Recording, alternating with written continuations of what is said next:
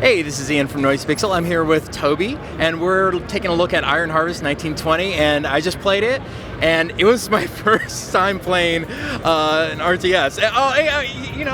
No, you did well. You did very well. Thank you. Yeah, so I found it really amazing and fun, and I love the lore behind it. Can you tell me about the game? Of course, Iron Harvest 1920 Plus is an RTS, a real-time strategy game. We talked about that, but it takes place in this alternative universe. Well, actually, 1920 Plus is the name of the universe. So it's alternative World War I, where the people, instead of tanks, had these giant mechs stomping through the environment. However, they were built to help the people, but of course, military stepped in and said, no.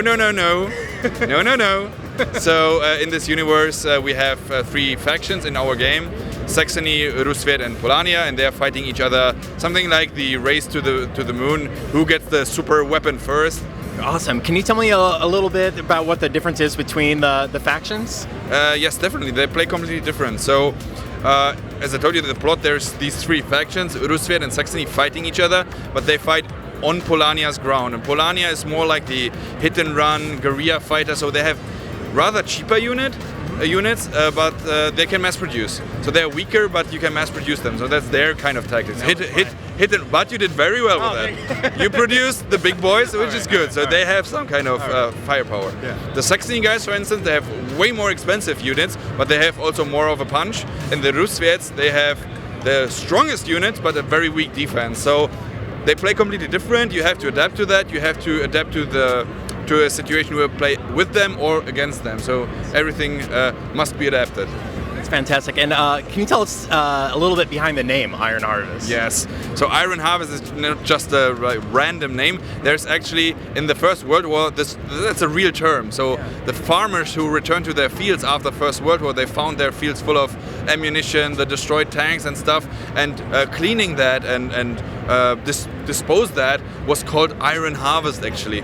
Well, now that's in the game as well, in a way, because we talked about the adapting to the situation. When you shoot down infantry or lose infantry units, they drop their weapons, and you can tell your own guys to pick up the weapons and exchange their weapon classes. But when you shoot down a mech, something like this big guy here, then the remains stay on the battlefield, and the infantry units can go there and dismantle the mech and actually get the resource, like really Iron Harvest the things that are happening. And as you saw when we played, everything was exploding, shooting, everything. There's a lot of stuff going on, and you need to really take a close look on the battlefield. Yeah, awesome. When can we expect the release date? So now this joke only works in Europe, unfortunately, because the game is called Iron Harvest 1920 Plus, which is 1st of September 20. But when you write it in American style, 9/1/20, it's not funny anymore. No. So, well, 1st of September, Okay. 1/9/20 European style. Okay.